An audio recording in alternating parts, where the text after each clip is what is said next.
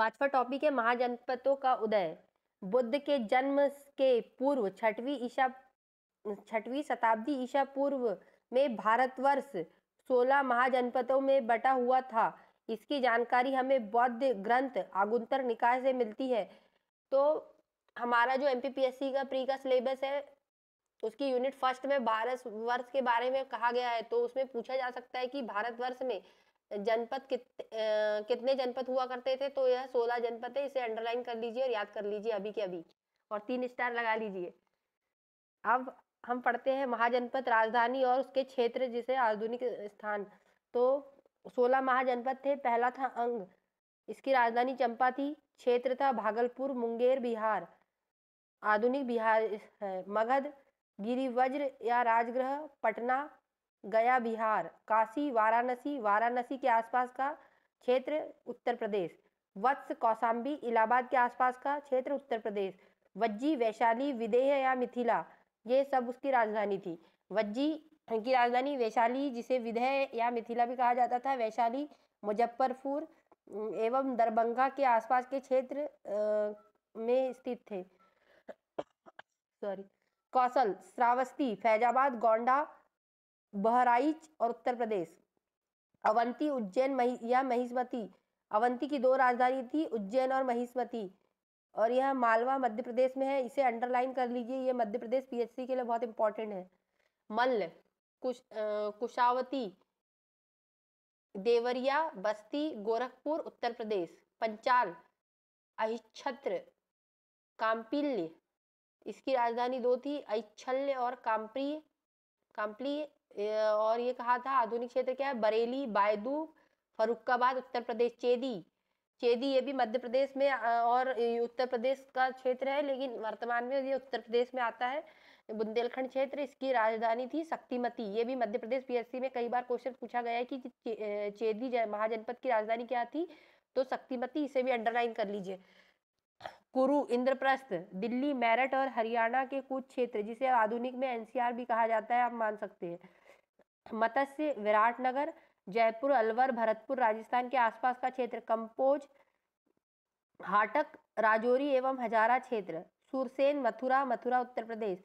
अशमक, पोटली और पोतन, गोदावरी नदी क्षेत्र, दक्षिणी भारत का एकमात्र जनपद। यह अशमक जनपद भी बहुत बार पूछा जाता है क्योंकि दक्षिण भारत का एकमात्र जनपद है। तो यह गोदावरी नदी क्षेत्र पे है। तो इसे भी आप अंडरलाइन कर लीजिए और याद कर लीजिए। गंधार, तक्षशिला, रावलपिंडी और पेशावर ये पाकिस्तान में है। और ये 2 जनपद भी, ये गंधार पाकिस्तान में चला गया है वर्तमान में, तो आप इसे भी रट लीजिए। अब जैन धर्म पढ़ेंगे हम। जैन धर्म के संस्थापक एवं प्रथम तीर्थंकर ऋषभदेव थे। वर्तमान में मध्य प्रदेश पीएससी के सिलेबस में तीर्थंकर है। तो तीर्थंकर के बारे में इनके टोटल 24 तीर्थंकर है। तो किसी के भी बारे में पूछा जा सकता है कि इनका चिन्ह क्या है, ये तीर्थंकर कौन से नंबर के तीर्थंकर है, इनका जन्म स्थान क्या है। तो इसके बारे में आप बहुत अच्छे से पढ़ लीजिएगा, ये टॉपिक इंपॉर्टेंट है।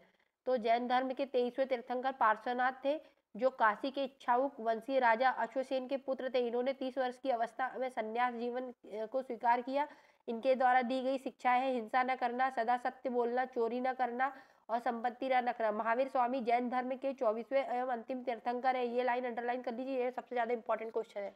महावीर का जन्म 540 ईसा पूर्व में कुंडल ग्राम वैशाली में हुआ था। इनके पिता सिद्धार्थ जातक कुल के सरदार थे और माता त्रिशला लिच्छवी राजा चेटक की बहन थी। महावीर की पत्नी का नाम यशोदा, पुत्री का नाम अनुज्जला या प्रियदर्शनी था। महावीर के बचपन का नाम वर्धमान था। इन्होंने 30 वर्ष की उम्र में माता पिता की मृत्यु के पश्चात अपने भाई नंदीवर्धन से अनुमति लेकर संन्यास जीवन को स्वीकारा था। 12 वर्षों की कठिन तपस्या के बाद महावीर को जंभिक के समीप ऋजुपालिका नदी के तट पर साल वृक्ष के नीचे तपस्या करते हुए संपूर्ण ज्ञान का बोध हुआ। तो पूछा जा सकता है कि महावीर को कौन सी नदी के किनारे ज्ञान का बोध हुआ, तो वह है त्रिजुपालिका नदी। और कौन सा वृक्ष पूछा जाएगा तो वह साल वृक्ष। तो ये आप अंडरलाइन कर लीजिए और याद कर लीजिए। इसी समय में महावीर जीन, विजेता, अरिहत, पूज्य और निर्ग्रंथ बंधनहीन कहलाए। महावीर ने अपना पहला उपदेश प्राकृत अर्धमगधी भाषा में दिया। महावीर के अनुयायियों को मूलतः निर्ग्रंथ कहा जाता था। महावीर के प्रथम अनुयायी एवं उनके दामाद जामिल थे। यह क्वेश्चन भी हजारों बार पूछा जा चुका है हर एग्जामों में, और पीएससी में भी 1-2 बार पूछा जा सकता है, इसे भी अच्छे से याद कर लीजिएगा। प्रथम जैन भिक्षुणी नरेश दधिवाहक की पुत्री चंपा थी। ये भी इंपॉर्टेंट क्वेश्चन है, इस पर 3 स्टार लगा लीजिए कि प्रथम जैन भिक्षुणी कौन थी, तो वह चंपा। किसकी पुत्री थी, तो नरेश दधिवाहक की पुत्री थी। महावीर ने अपने शिष्यों को 11 गंधर्वों में विभाजित किया था। आर्य सुधर्मा अकेला ऐसा गंधर्व था जो महावीर की मृत्यु के बाद भी जीवित रहा और जो जैन धर्म का प्रथम थेरा या मुख्य उपदेशक हुआ। तो यह भी पूछा जा सकता है कि जैन धर्म का प्रथम थेरा या मुख्य उपदेशक कौन था, तो आर्य सुधर्मा। स्वामी महावीर के भिक्षुणी संघ का प्रधान चंदना थी। स्वामी महावीर के भिक्षुणी संघ की प्रधान चंदना थी।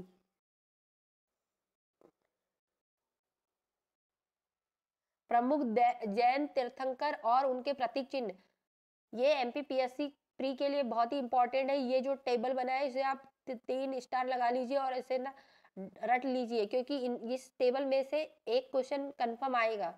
तो जैन तीर्थंकर के नाम, उनका क्रम, उनका प्रतीक, जैन तीर्थंकर के नाम एवं क्रम और प्रतीक। तो ऋषभदेव प्रथम तीर्थंकर थे, इनका प्रतीक सांड था।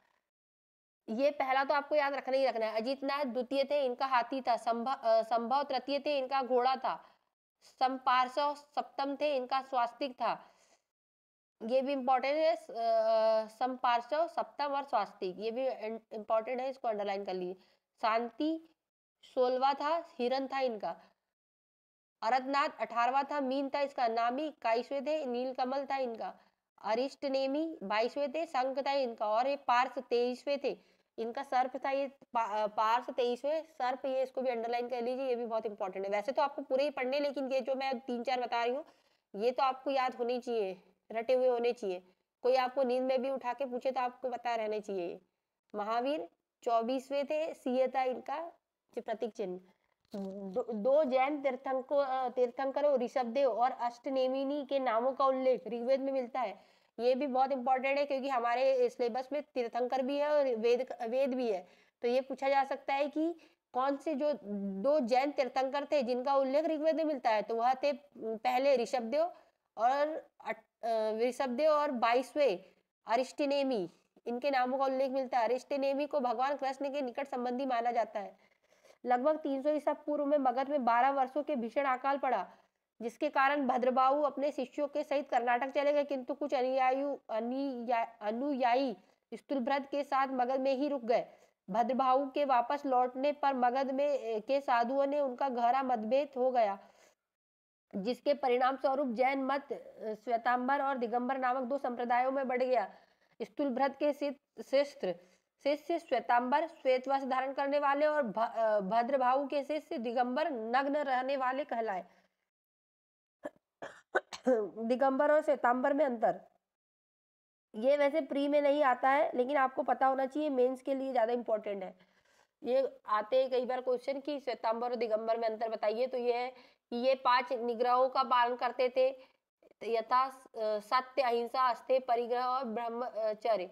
और श्वेतांबर का है, ये केवल 4 निग्रह का पालन करते थे, सत्य, अहिंसा, अस्तेय और अपरिग्रह। ब्रह्मचर्य का पालन नहीं करते थे। इसमें एक ही अंतर है कि इनमें 5 चीजों का करते थे, दिगंबर और श्वेतांबर 4 का करते थे, ब्रह्मचर्य का पालन नहीं करते थे।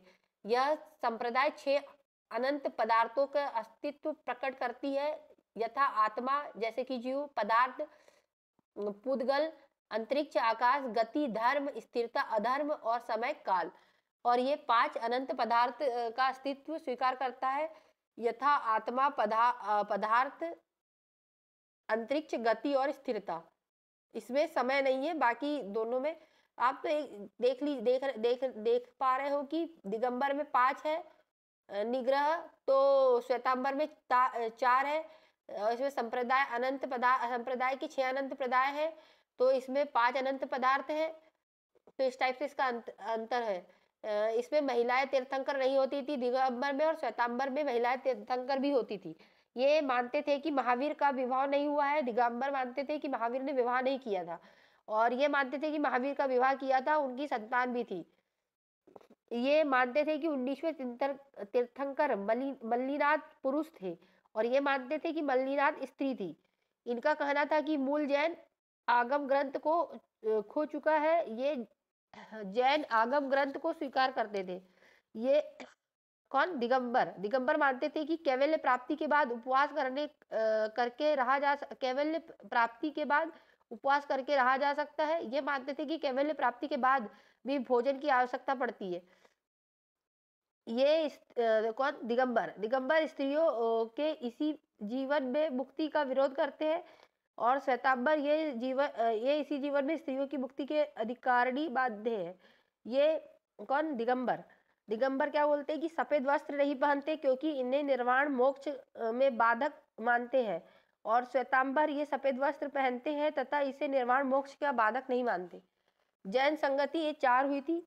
ये भी इम्पोर्टेंट है, लेकिन अपने सिलेबस में तीर्थंकर दिया है तो तीर्थंकर से सबसे ज्यादा जरूर आएगा, बाकी ये आ सकता है, आपको पता होना चाहिए। जैन संगति 4 हुई थी। प्रथम हुई थी 300 ईसा पूर्व में।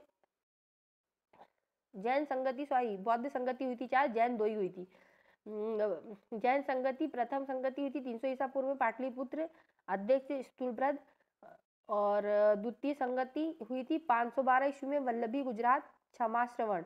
जैन धर्म के त्रिरत्न, ये क्वेश्चन प्री में भी आता है और मेंस में भी आता है, तो इसे भी यह भी इंपॉर्टेंट है, इसे भी अंडरलाइन कर लीजिए, 3 स्टार लगा लिए। जैन धर्म त्रिरत्न क्या है? सम्यक दर्शन, सही विश्वास, सम्यक ज्ञान, सही ज्ञान और सम्यक आचरण। सम्यक दर्शन, सम्यक ज्ञान और सम्यक आचरण, ये तीनों जैन धर्म के त्रिरत्न है।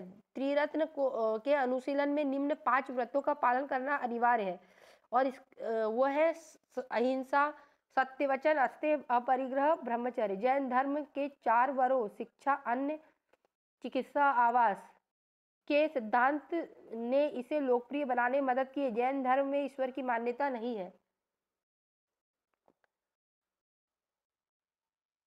जैन धर्म में आत्मा की मान्यता है। जैन के अनुसार जीव आत्मा न केवल मनुष्यों व पशु पक्षियों में वरन पेड़ पौधों, पत्थरों व जल में भी पाई जाती है। जैन धर्म के अनुसार सृष्टि का निर्माण जीव तथा अजीव नामक 2 मूल तत्वों से हुआ। जीव चेतन तत्व है और अजीव अचेतन तत्व है। अचेतन जड़ तत्व है।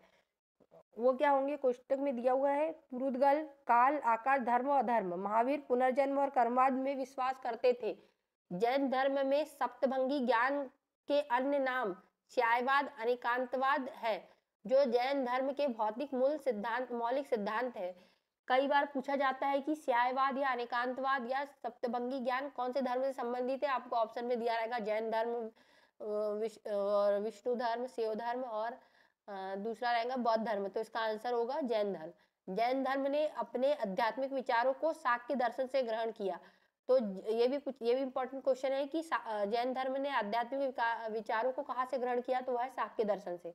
जैन धर्म को मानने वाले कुछ राजा थे। ये राजा की लिस्ट है, इसमें भी याद कर लेना आप। जैसे उदयन, वंद राजा, चंद्रगुप्त मौर्य, कलिंग नरेश, खारवेल, राष्ट्रकूट राजा, अमोघवर्ष, चंदेल शासक। मैसूर के गंग वंश के मंत्री चामुंड के प्रोत्साहन से कर्नाटक के श्रवणबेल बेला में 10वीं शताब्दी के मध्य भाग में विशाल बाहुबली की मूर्ति, गोमतेश्वर की मूर्ति का निर्माण किया गया। गोमतेश्वर की प्रतिभा कायोत्सर्ग मुद्रा में है।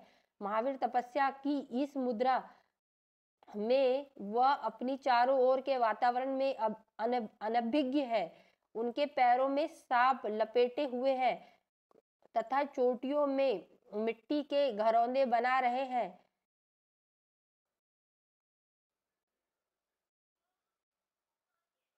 यह मूर्ति 18 मीटर ऊंची है एवं एक ही चट्टान को काटकर बनाई गई है। खजुराहो में जैन मंदिरों का निर्माण चंदेल शासकों ने किया है। ये क्वेश्चन भी एमपीपीएससी ने कई बार पूछा है कि खजुराहो में मंदिरों का निर्माण किसने करवाया? तो जैन शासकों ने चंदेल शासकों ने करवाया है। आधुनिक तमिलनाडु में पुदुकोट्टमी जिले में स्थित सितनावसल या सितनवासल गुफाएं जैन धर्म से संबंधित है। तो पूछा जा सकता है कि सीतनावसल या सीतनवासल गुफाएं कौन से धर्म से संबंधित है? तो वो जैन धर्म से संबंधित है। कहाँ पे? तमिलनाडु के पुदुकोट्टई में। मत्स्य युग में मथुरा जैन धर्म का प्रसिद्ध केंद्र था। मथुरा कला का संबंध जैन धर्म से है। ये लाइन भी इंपॉर्टेंट है कि जैन धर्म से संबंधित कला है, तो मथुरा कला, और मत्स्य युग में मथुरा जैन धर्म का प्रसिद्ध केंद्र था। जैन तीर्थंकर की जीवनी भद्रभाऊ द्वारा रचित कल्पसूत्र में है। ये क्वेश्चन भी इंपॉर्टेंट है कि जैन धर्म के तीर्थंकरों की जीवनी भद्रभाऊ द्वारा रचित कल्पसूत्र में है। 72 वर्ष की आयु में महावीर की मृत्यु, जिसे निर्वाण कहा जाता है, 468 ईसा पूर्व में बिहार राज्य के पावागिरी राजगीर में हो गई थी। मल्ल राजा सृष्टिपाल के राज्य प्रसाद में महावीर स्वामी का निर्वाण प्राप्त हुआ। अब पढ़ेंगे बौद्ध धर्म। बौद्ध धर्म का संस्थापक गौतम बुद्ध थे। इन्हें एशिया का ज्योतिषपुंज या लाइट ऑफ एशिया कहा जाता है। गौतम बुद्ध का जन्म 563 ईसा पूर्व में कपिलवस्तु के लुम्बिनी नामक स्थान पर हुआ था। इनके पिता का नाम शुद्धोधन था, जो शाक्य गण के मुखिया थे। इनकी माता माया देवी की मृत्यु इनके जन्म के 7वें दिन हो गई थी। इनका लालन पालन इनकी सौतेली माँ प्रजापति गौतमी ने किया। इनके बचपन का नाम सिद्धार्थ था। गौतम बुद्ध का विवाह 16 वर्ष की अवस्था में यशोधरा के साथ हुआ। इनके पुत्र का नाम राहुल था। सिद्धार्थ का जब कपिलवस्तु में सैर पर निकले तो उन्होंने निम्न 4 दृश्यों को देखा। पहला बूढ़ा व्यक्ति, दूसरा एक बीमार व्यक्ति, तीसरा 100 और चौथा एक सन्यासी। सांसारिक समस्याओं से व्यतीत होकर सिद्धार्थ ने 29 वर्ष की अवस्था में गृह त्याग किया, और जिसे बौद्ध धर्म में महाभिनिष्क्रमण कहा जाता है कहा गया। गृह त्याग करने के बाद सिद्धार्थ बुद्ध ने वैशाली के आला कलाम से शाक्य दर्शन की शिक्षा ग्रहण की। आला कलाम सिद्धार्थ के प्रथम गुरु हुए, जिससे उन्हें शून्य का ज्ञान प्राप्त हुआ। आला कलाम के बाद सिद्धार्थ ने राजगीर में रुद्रकारमपुत से शिक्षा ग्रहण की, जिससे उन्होंने योग का ज्ञान प्राप्त किया। बुद्ध के जीवन से संबंधित बौद्ध धर्म के प्रतीक: जन्म का कमल एवं सांड, गृह त्याग का घोड़ा, ज्ञान का पीपल, बोधि वृक्ष। जैन धर्म में महावीर स्वामी को साल वृक्ष के नीचे ज्ञान की प्राप्ति हुई थी, और इन्हें बोधि वृक्ष, जिसे पीपल वृक्ष भी कहते हैं, उसके नीचे ज्ञान की प्राप्ति हुई थी। प्रथम उपदेश चक्र कहलाया। निर्वात, पदचिन्ह और मृत्यु स्तूप, जो मध्य प्रदेश के सांची में भी देखे जाते हैं, लेकिन यहाँ बुद्ध कभी नहीं आए थे। उरुवेला में सिद्धार्थ को कौंडिन्य, बप्पा, भदिया, महानामा एवं असागी नामक 5 साधक मिले। बिना अन्न जल ग्रहण किए 6 वर्ष की कठिन तपस्या के बाद 35 वर्ष की आयु में वैशाख की पूर्णिमा की रात निरंजना, जिसे फल्गु नदी, ये इंपॉर्टेंट है, इसे लाइन खींच लेना, याद कर लेना कि बौद्ध को ज्ञान की प्राप्ति कौन सी नदी किनारे हुई थी, तो निरंजना फल्गु नदी के किनारे हुई थी। पीपल वृक्ष के नीचे सिद्धार्थ को ज्ञान प्राप्त हुआ था। ज्ञान प्राप्ति के बाद सिद्धार्थ को बुद्ध नाम से जाना जाने लगा। यह स्थान बौद्ध गया कहलाने लगा। बुद्ध ने अपना प्रथम उपदेश सारनाथ ऋषिपत्तनम में दिया, जिसे बौद्ध ग्रंथों में धर्म चक्र प्रवर्तन कहा गया। बुद्ध ने अपने उपदेश जनसाधारण की भाषा पाली में दिए। बुद्ध ने अपने उपदेश कौशल, वैशाली, कौशाम्बी व अन्य राज्यों में दिए। सर्वाधिक उपदेश कौशल देश की राजधानी श्रावस्ती में दिए। ये क्वेश्चन भी बहुत बार पूछा गया कि सबसे ज्यादा उपदेश बुद्ध ने कहा दिए और पहला उपदेश कहा दिए, ये भी आता है। तो सबसे ज्यादा उपदेश दिए कौशल देश की राजधानी श्रावस्ती में। इनके प्रमुख अनुयायी शासक थे बिंबिसार, प्रसेनजीत और उदयन। बुद्ध की मृत्यु 80 वर्ष की अवस्था में 483 ईसा पूर्व में कुशीनारा के देवरिया उत्तर प्रदेश के में चुंद द्वारा अर्पित भोजन करने के बाद हो गई, जिसे बौद्ध धर्म में महापरिनिर्वाण कहा गया। मल्लों के अत्यंत सम्मान पूर्वक बुद्ध का अंत्येष्टि संस्कार किया। एक अनुश्रुति के अनुसार मृत्यु के बाद बुद्ध के शरीर के अवशेषों को 8 भागों में बांटकर उन पर 8 स्तूपों का निर्माण किया गया। बुद्ध के जन्म एवं मृत्यु की तिथि को चीनी परंपरा में कैंटोन अभिलेख के आधार पर निश्चित किया गया है। बौद्ध धर्म के बारे में हमें विशद ज्ञान त्रिपिटक भी पूछा गया है, प्री मेंस दोनों में। तो त्रिपिटक में क्या क्या होता है? विनय पिटक, सुक्त पिटक और अभिधम्म पिटक मिलकर त्रिपिटक बनता है। तीनों पिटकों की भाषा थी पाली। थेरवाद मत की पाली त्रिपिटक सबसे पुराना है। सुत्त पिटक में बुद्ध के धार्मिक सिद्धांतों को संवाद के रूप में संकलित किया गया है। विनय पिटक में संघ के भिक्षु और एवं भिक्षुणी के लिए बनाए गए नियमों का संग्रहण किया गया है और इसमें संघ के अनुशासन को के तोड़ने पर किए जाने वाले प्रायश्चितों की सूची भी दी गई है। अभिधम्म पिटक में सुक्त पिटक में वर्णित सिद्धांतों के सुव्यवस्थित अनुशीलन के लिए आवश्यक सूचियों के सारांश तथा प्रश्नोत्तरी का समावेश किया गया है। पाली त्रिपिटक की पहली शताब्दी ईसा पूर्व में श्रीलंका के शासक वत्तगामिनी की देखरेख में पहली बार लिपिबद्ध किया गया था। सुत्त पिटक के 5 निकाय हैं: दिग, मध्यम, संयुक्त, अगुंतर और खुद्दक। बुद्ध के पूर्व जन्मों से जुड़ी जातक कथाएं खुद्दर निकाय की 15 पुस्तकों में से एक है। खुद्दर निकाय में धम्मपद नैतिक उपदेशों के पदात्मक संकलन, धेरगाथा बौद्ध भिक्षुओं के गीत और धेरीगाथा बौद्ध भिक्षुणियों के गीत है। बौद्ध धर्म मूलतः एक अनीश्वरवादी है।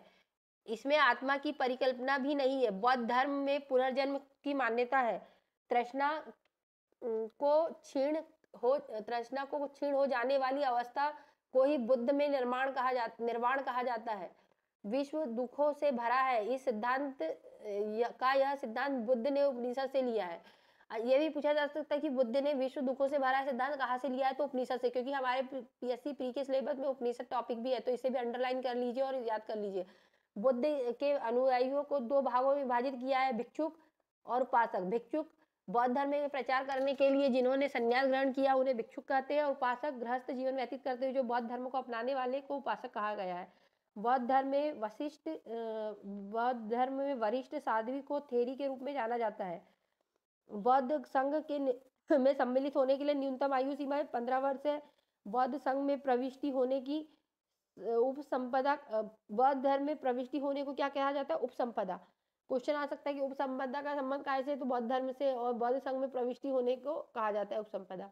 बौद्ध धर्म में त्रिरत्न है। जैन धर्म में हमने त्रिरत्न पढ़े थे, सम्यक दर्शन, सम्यक ज्ञान और सम्यक आचरण, और अब बौद्ध धर्म में दिए भी त्रिरत्न होते, बुद्ध, धम्म और संघ।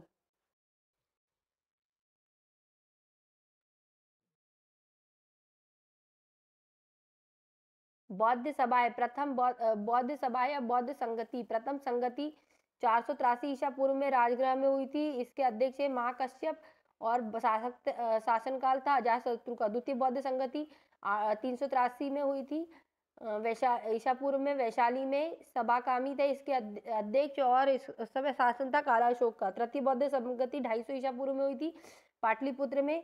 मोगलीपुत्र तीक्ष इसके अध्यक्ष थे और अशोक का शासनकाल था। चतुर्थ बौद्ध संगति 98 ईस्वी में हुई थी और कुंडलवन स्थान पर। इसके अध्यक्ष वसुमित्र और अश्वघोष थे और शासनकाल कनिष्ठ का था। चतुर्थ बौद्ध संगति के बाद बुद्ध धर्म 2 भागों में हीनयान और महायान में विभक्त हो गया। बौद्ध धर्म में महायान संप्रदाय का आदर्श बोधिसत्व है और मध्य प्रदेश पीएससी में भी इस बार बौद्ध धर्म नहीं दिया गया है, बोधिसत्व दिया है। तो बोधिसत्व के बारे में सबसे ज्यादा से ही क्वेश्चन आएगा। वैसे तो आपको सब कुछ पढ़ना है कि बोधिसत्व को बहुत अच्छे से पढ़ना है। तो बोधिसत्व का आदर्श बौद्ध धर्म में कहाँ से लिया गया? तो महायान संप्रदाय का आदर्श ही होता है बोधिसत्व। ये अंडरलाइन कर लीजिए, इसे याद कर लीजिए। बोधिसत्व दूसरों के कल्याण के लिए प्राथमिकता देते हुए अपने निर्वाण में विलुप्त करते हैं, अपने निर्वाण में विलंब करते हैं। मतलब इसका मतलब ये हुआ कि बोधिसत्व जो होते हैं वो दूसरों के कल्याण को पहले प्राथमिकता देते हैं और अपने निर्वाण को विलंब करते हैं या अपने निर्वाण को बाद में रखा जाता है। पहले दूसरों के कल्याण पे ध्यान देते हैं। हीनयान का आदर्श अहत पद को प्राप्त करना है। जो कि व्यक्ति अपनी साधना से निर्वाण की प्राप्ति करते हैं उन्हें अहत कहा जाता है। धार्मिक जुलूस का प्रारंभ सबसे पहले बौद्ध धर्म द्वारा प्रारंभ किया गया। तो अगर कई क्वेश्चन आता है कि सब धार्मिक जुलूस का प्रारंभ सबसे पहले कौन से धर्म ने किया, तो वह है बौद्ध धर्म। बौद्ध धर्मों में सबसे पवित्र त्योहार वैशाख पूर्णिमा है, जिसे बुद्ध पूर्णिमा के नाम से भी जाना जाता है। इसका महत्व इसलिए है क्योंकि बुद्ध पूर्णिमा के दिन ही बुद्ध का जन्म हुआ, उसको ज्ञान की प्राप्ति हुई और उसी दिन उसको निर्वाण प्राप्त हुआ। तो तीनों घटनाएं एक ही दिन होने के कारण इसे वैशाख पूर्णिमा या बुद्ध पूर्णिमा कहा जाने लगा। बुद्ध ने सांसारिक दुखों के संबंध में 4 आर्य सत्यों का उपदेश दिया पहला दूसरा दुख समुदाय, तीसरा दुख निरोध, चौथा दुख निरोधगामिनी प्रतिपदा। इन संसारिक दुखों से मुक्ति हेतु बुद्ध ने अष्टांगिक मार्ग की बात कही। ये साधन थे सम्यक दृष्टि। बुद्ध ने 8 अष्टांगिक मार्ग दिए। पहला सम्यक दृष्टि, सम्यक संकल्प, सम्यक वाणी, सम्यक कर्माद, सम्यक आजीव, सम्यक व्यायाम और सम्यक स्मृति और सम्यक समाधि। बुद्ध के अनुसार अष्टांगिक मार्गों को पालन करने के उपरांत मनुष्य की भव तृष्णा नष्ट हो जाती है और वह निर्वाण को प्राप्त होता है। मतलब वह मोक्ष प्राप्त करता है या निर्वाण प्राप्त करता है। पर मोक्ष प्राप्त करना या मृत्यु प्राप्त करना को बौद्ध धर्म में निर्वाण कहा जाता है। निर्वाण बौद्ध धर्म का परम लक्ष्य है, जिसका अर्थ है दीपक का बुझ जाना, अर्थात जीवन मरण के चक्र से मुक्त हो जाना। बुद्ध ने निर्वाण प्राप्ति को सरल बनाने के लिए निम्न 10 सीलों पर बल दिया। बुद्ध के 10 सील और 8 अष्टांगिक मार्ग है। तो 10 सील कौन कौन से हैं तो हम देखते हैं। अहिंसा, सत्य, अस्तेय, चोरी न करना, अपरिग्रह, किसी प्रकार की संपत्ति न रखना, मद सेवन न करना, असमय भोजन न करना, सुखमय बिस्तर पर नहीं सोना, धन संचय न करना, स्त्रियों से दूर रहना, नृत्य गान आदि से दूर रहना, गृहस्थों के लिए केवल प्रथम 5 सील तथा भिक्षुओं के लिए 10 सील मानना अनिवार्य है। बुद्ध ने मध्यम मार्ग, मध्यमा प्रतिपद का उपदेश दिया। अनीश्वरवाद के संबंध में बौद्ध धर्म और जैन धर्म में समानता है। जातक कथाएं प्रदर्शित करती है कि बौद्ध, ये वाला हेडिंग भी, ये लाइन की भी को अभी आप अंडरलाइन कर लेना कि जातक कथाएं क्या प्रदर्शित करती है कि बोधिसत्व का अवतार मनुष्य के रूप में हो सकता है तथा पशुओं के रूप में भी। बोधिसत्व के रूप में पुनर्जन्मों की दीर्घ श्रृंखला के अंतर्गत बुद्ध ने शाक्य मुनि के रूप में अपना अंतिम जन्म प्राप्त किया, किंतु उसके उपरांत मैत्रक तथा अन्य अनाम बुद्ध अभी अवतरित होने शेष है।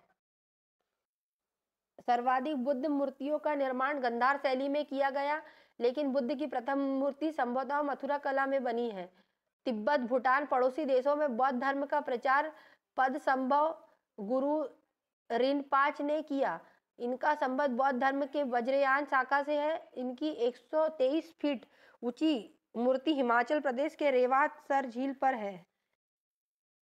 स्तूप भारत में उपासना की जाने वाली प्रथम मूर्ति बौद्ध की ही मानी जाती है। ये भी इंपॉर्टेंट है, इसे अंडरलाइन करके याद कर लीजिए। स्तूप वैदिक काल में भारत में प्रचलित सौधान के टीले थे, जिसमें मृतकों के अवशेष व राख को रखा जाता था। अशोक के शासनकाल में स्तूप कला अपने चरमोत्कर्ष पर पहुंच गई। उसने अपने राज्यकाल में के दौरान लगभग 84,000 स्तूपों का निर्माण करवाया। महत्वपूर्ण बौद्ध मठ, ये भी इंपॉर्टेंट है, इसे भी याद कर लीजिए क्योंकि बौद्ध धर्म टॉपिक दिया हुआ है हमारे सिलेबस में। तो टबो मठ टबो गांव स्पीति घाटी हिमाचल प्रदेश में है। और एक और मठ है हिमाचल प्रदेश के धर्मशाला में, नामग्याल मठ। हेमिस मठ और थिक्से मठ लद्दाख में है।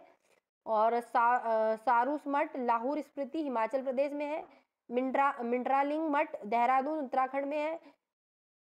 रूमटेक मठ गंगटोक सिक्किम में है। तवांग मठ अरुणाचल प्रदेश में है।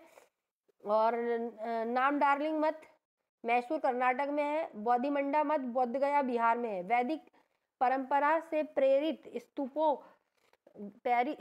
स्तूपों को बौद्ध द्वारा लोकप्रिय बनाया गया। बुद्ध के मृत्यु के बाद बुद्ध के शरीर के अवशेष 8 भागों में विभाजित कर स्तूपों का निर्माण किया गया। स्तूपों की 5 श्रेणियों में वर्गीकृत किया गया है। ये है, पहले मैं 5 के नाम बता देती हूँ, फिर उनके बारे में कहा है क्या है सब समझा दूंगी। तो पहला है अवशेष स्तूप, वस्तु स्तूप, स्मारक स्तूप, प्रतीकात्मक स्तूप और मन्नत स्तूप। ये 5 टाइप के बौद्ध के स्तूप है। इसकी 5 श्रेणियां हैं। तो अवशेष स्तूप, जिसमें बुद्ध और अन्य धार्मिक व्यक्तियों के अवशेष रखे हैं, जैसे कि साची। दूसरा है वस्तु स्तूप, जिसमें बुद्ध तथा उसके शिष्यों से संबंधित वस्तुएं रखी, जैसे वैशाली का स्तूप। स्मारक स्तूप, जो बुद्ध और उसके शिष्यों के जीवन की घटनाओं को याद करने के लिए बनाए गए, जैसे श्रीलंका में अधूराधापुर का स्तूप। प्रतीकात्मक स्तूप जो बुद्ध धर्मशास्त्र के विभिन्न पहलुओं के प्रतीक के लिए बनाए गए, जैसे लेह स्तूप, मन्नत स्तूप जो यात्राओं के उपलक्ष्य में या आध्यात्मिक लाभ प्राप्त करने के लिए बनाए गए थे। अशोक द्वारा बनाए गए स्तूपों में सबसे प्रसिद्ध मध्य प्रदेश का सांची स्तूप है। यह सबसे इंपॉर्टेंट है कि सांची स्तूप कहाँ पाया जाता है और ये विश्व धरोहर में शामिल है। तो इस क्योंकि मध्य प्रदेश के वर्तमान के सिलेबस में विश्व धरोहर स्थल दिया हुआ है मध्य प्रदेश का, तो ये आ सकता है, तो इसे इंपॉर्टेंट है और इसे 3 स्टार लगाकर याद कर लीजिए। उत्तर प्रदेश के पीपर हवा का स्तूप सबसे प्राचीनतम स्तूप है। स्तूप आमतौर पर अवशेषों के निक्षेपागार होता है। बौद्ध परंपरा में स्तूप एक संकल्प अर्पित या स्मारक संरचना होती है। भाजा गुफा ईसा पूर्व 2री शताब्दी के दौरान 22 चट्टानों को काटकर बनाई गई गुफाओं का एक समूह है। यह महाराष्ट्र के लोनावला के पास पुणे जिले में स्थित है। यह हीनयान बौद्ध संप्रदाय से संबंधित गुफा में कई स्तूप है। यहाँ बौद्ध धर्म समाप्त होता है। अब हम शैव धर्म पढ़ेंगे।